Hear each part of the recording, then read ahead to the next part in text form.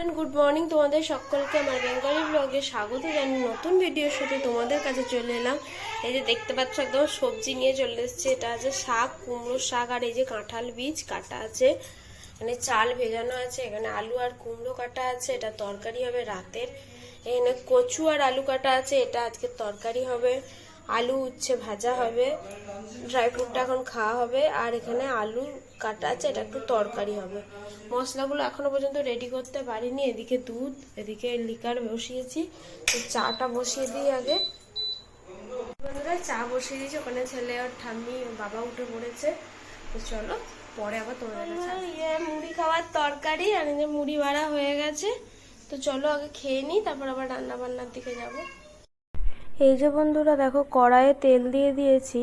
এবার এই তেলেতে আলু আর কচুগুলোকে একটু ভেজে নেব। হালকা করে ভেজে নিলে তারপরে আবার তরকারির জন্য আবার একটু তেল দিয়ে ফোড়ন দেবো। তো এখন একটু ভেজে নিই আগে, ভেজে এগুলোকে একটু তুলে নেব।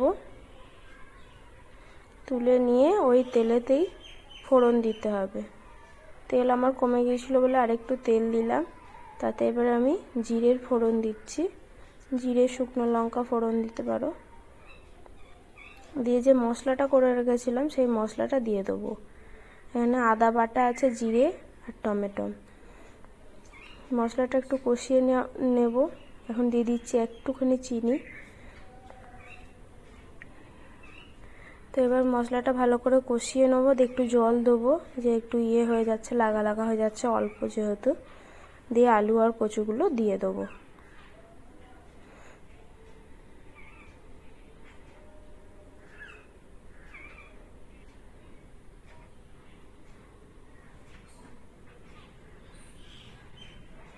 এবার এতে আলু আর কচুগুলো দিয়ে একটুখানি নাড়াচাড়া করে জল দিয়ে দেবো। খানিকক্ষণ ফুটে সিদ্ধ হয়ে গেলেই তরকারিটা রেডি হয়ে যাবে।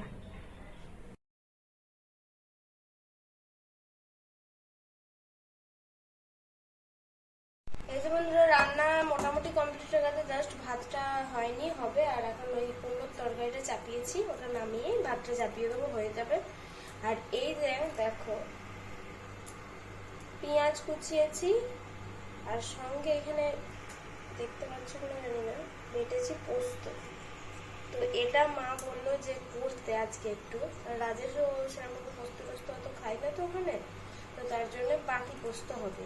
তো এতেই সব কিছু দেবো, দিয়ে বসিয়ে দেবো গ্যাসে, আস্তে আস্তে হবে। তো কিরকম হবে জানি না, আমি তো ফার্স্ট টাইম করছি, তোমাদের দেখাচ্ছি রেসিপিটা।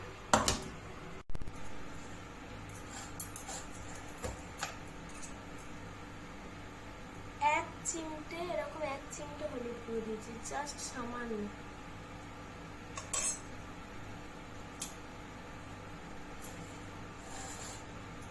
আর মশলার এর মধ্যে আর কিছু যাবে না, যাবে নুন। নুনটা পরিমাণ মতো দিতে হবে।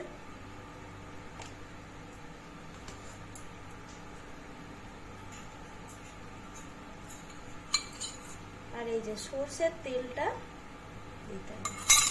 সরষের তেল কিন্তু অনেকটাই লাগবে। আরো একটু দেবো সরষের তেল পরে। এখন এটাকে একটু মাখিয়ে নিই ভালো করে। এই যে এরকম ভাবে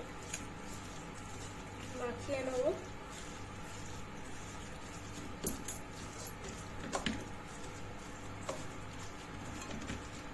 এতে দেবো জল, একটু জল না দিলে টেস্ট হবে না। আর পেঁয়াজটা সেদ্ধও হতে হবে, তার জন্য একটু তো জল লাগবে।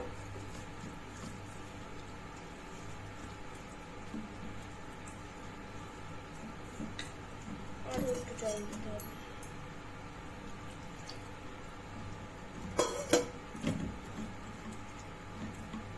খুব হালকা আছে, এবার বসিয়ে দেবো। এই যে বন্ধুরা, কি কি রান্না হয়েছে এটা দেখে নাও। এই যে এটা হচ্ছে আলু উচ্ছে ভাজা, তার সঙ্গে হয়েছে শাকের চচ্চড়ি, হচ্ছে কচু দিয়ে আলু দিয়ে তরকারি, এটা হচ্ছে বাটি পোস্ত, আর সঙ্গে ভাত। এটা ছিল রাতের মেনু, রুটি আর কুমড়োর তরকারি। তো চলো আজকের মতো টাটা, গুড নাইট, সবাই ভালো থেকো।